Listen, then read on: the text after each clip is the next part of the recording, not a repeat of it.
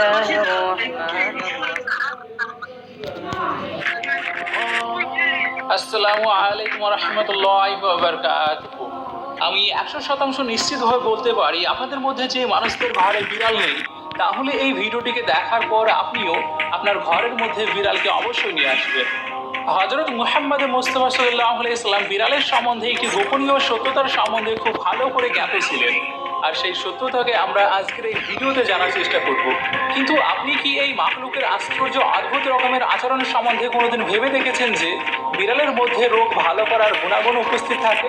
এরা বুদ্ধিমানও হয়ে থাকে, আবার এদের ভিতরে একটি এমন রহস্য লুকিয়ে আছে যেটিকে জানার পর আপনিও একেবারে আশ্চর্য হয়ে থেকে যাবেন আর ভাববেন যে মাখলুক আমাদের চারপাশে 24 ঘন্টা ঘোরাঘুরি করে থাকে, তবুও আমরা এই রহস্যকে কেন জানতে পারলাম না।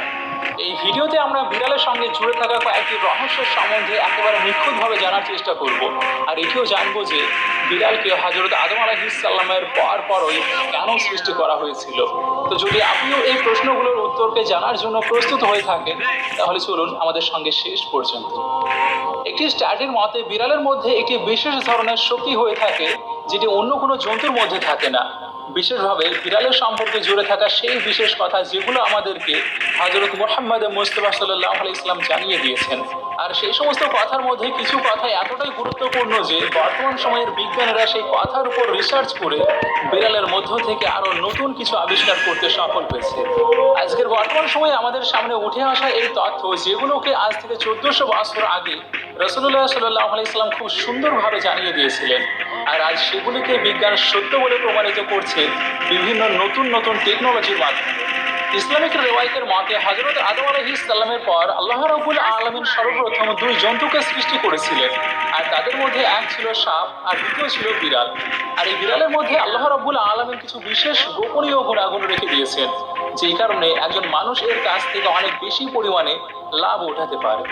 বিজ্ঞানসম্মতভাবে ঘরে বিড়াল পালন করা খুবই লাভদায়ক একটি কাজ, আর সেটি হলো বিড়াল মানুষের গন্ধকে খুবই পছন্দ করে থাকে, আর মানুষও তাকে পছন্দ করে। বিশেষজ্ঞদের মতে আল্লাহ রাব্বুল আলামিন বিড়ালের নিঃশ্বাসে ডিপ্রেশন রোগীদের চিকিৎসা লুকিয়ে রেখেছেন, কেননা এদের লোমে সালমোনেলা নামের এক প্রকার বিশেষ ধরনের ব্যাকটেরিয়া পাওয়া যায়, আর যা মানুষের শরীরের ডিপ্রেশনকে কম করতে সাহায্য করে। এছাড়াও বিড়ালের সম্বন্ধে জুড়ে থাকা আরো আশ্চর্য কথাগুলোকে আমরা এর পরে জানতে চলেছি, কিন্তু তার আগে আমরা এটি জানার চেষ্টা করব হযরত মুহাম্মদ মুস্তাফা সাল্লাল্লাহু আলাইহি সাল্লাম বিড়ালের সম্বন্ধে কি জানিয়েছেন। কয়েকটি তারিখের কিতাবে একটি বিড়ালের উল্লেখ করা হয়ে থাকে, আর যার নাম ছিল ময়জা। কিছু ইসলামিক স্কলারদের মত অনুসারে ময়জা হযরত মুহাম্মদ মুস্তাফা সাল্লাল্লাহু আলাইহি সাল্লামের সবচেয়ে পছন্দের বিড়াল ছিল। কোনো এক সময়ে হযরত মুহাম্মদ মুস্তাফা সাল্লাল্লাহু আলাইহি সাল্লাম নিজের সৈন্যবাহিনীর সঙ্গে কোনো একটি ময়দানে যাচ্ছিলেন, আর তখন হঠাৎ করে আপনার সামনে একটি বিড়াল চলে আসে, আর যেটি গর্ভবতী ছিল। সেই জন্য আপনি সাল্লাল্লাহু আলাইহি সাল্লাম সেই সময় নিজের সমস্ত সৈন্যবাহিনীর মুখে দ্বিতীয় রাস্তার দিকে ফিরিয়ে দিলেন, যাতে করে সেই বিড়ালটির কোনো সমস্যা না হয়। আর একজন সাহাবীকে সেই বিড়ালটি দেখাশোনার জন্য রেখে গেলেন, আর আদেশ করলেন যে এই বিড়ালটি যতক্ষণ পর্যন্ত কোনো বাচ্চার জন্ম না দিতে পারছে, ততক্ষণ পর্যন্ত যেন সে তার সঙ্গে থাকে। যখন রাসূলুল্লাহ সাল্লাল্লাহু আলাইহি সাল্লাম সেই কাজ থেকে পুনরায় ফিরে আসলেন, তখন রাস্তাতে সর্বপ্রথম তিনি সেই জায়গায় পৌঁছালেন, আর তারপর সেই বিড়ালকে উঠালেন এবং নিজের সাথে করে নিয়ে গেলেন। আর পরে সেই বিড়ালটির নামই আপনি ময়জা রেখেছিলেন, আর যে সম্পূর্ণ জীবন রাসূলুল্লাহ সাল্লাল্লাহু আলাইহি সাল্লামের সঙ্গে ছিল। একবার রাসূলুল্লাহ সাল্লাল্লাহু আলাইহি সাল্লাম ফজরের আযান শুনে নামাজের জন্য উঠলেন, আর নামাজের জন্য প্রস্তুতি নিতে শুরু করলেন।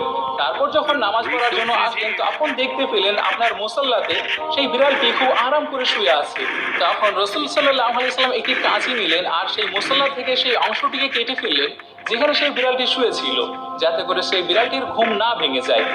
হাদিসে মুবারাকাতে এই ময়জা নামের বিড়ালটির কোনো উল্লেখই পাওয়া যায়নি, কিন্তু অনেক তারিখের কিতাবে এর উল্লেখ খুব বেশি পরিমাণে পাওয়া গিয়েছে। একটি হাদিস পাকের রেওয়ায়েত অনুসারে হযরত মুহাম্মদ সাল্লাল্লাহু আলাইহি সাল্লাম বিড়ালের উপরে জুলুম, অত্যাচার করা এবং হত্যা করার ব্যাপারে মানা করেছেন। একদিন হযরত আবু হুরায়রা রাদিয়াল্লাহু তাআলা আনহু কোথাও যাচ্ছিলেন, তখন আপনি রাদিয়াল্লাহু তাআলা আনহু দেখলেন একটি বিড়াল গরমের তাপের জন্য দেওয়ালের সঙ্গে চিপকে লেগে আছে। তখন তিনি তাকে গরমের হাত থেকে বাঁচানোর জন্য নিজের বিছানার তলাতে লুকিয়ে রাখলেন। তারপর তিনি রাসূলুল্লাহ সাল্লাল্লাহু আলাইহি সাল্লামকে জানালেন যে কেন তিনি এমনটি করেছিলেন।